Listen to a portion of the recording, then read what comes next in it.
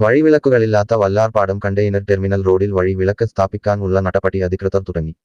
Vallarpadam container terminal റോഡിൽ വെളിച്ചമില്ലാത്തത് രാത്രികാല വാഹനയാത്രക്കാർക്ക് അപകടക്കെണിയായിരുന്ന 2011 road തുറന്ന ശേഷം 28ഓളം പേർ വിവിധ അപകടങ്ങളിൽ മരിച്ചിട്ടുണ്ട്.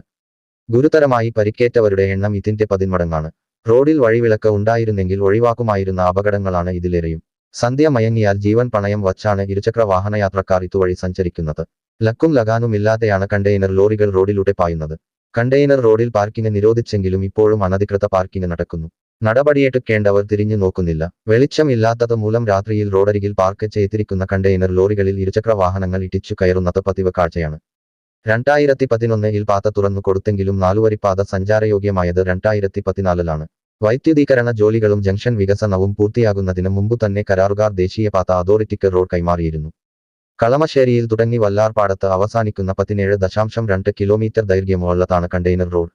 നിർമ്മാണ കരാറിൽ വൈദ്യുതീകരണം ഉൾപ്പെട്ടിരുന്നില്ലെന്നാണ് കരാറുകാർ പറയുന്നത്. പരാതികളെ തുടർന്ന് വഴി വിളക്ക് സ്ഥാപിക്കാനുള്ള നടപടി അധികൃതർ തുടങ്ങി. ഇതിന്റെ ഭാഗമായി മീഡിയനിൽ യന്ത്രസഹായത്താൽ ഇന്ന് കുഴികൾ എടുത്തു തുടങ്ങി. 1000ഓളം കുഴികൾ എടുക്കുമെന്നാണ് അറിയുന്നത്.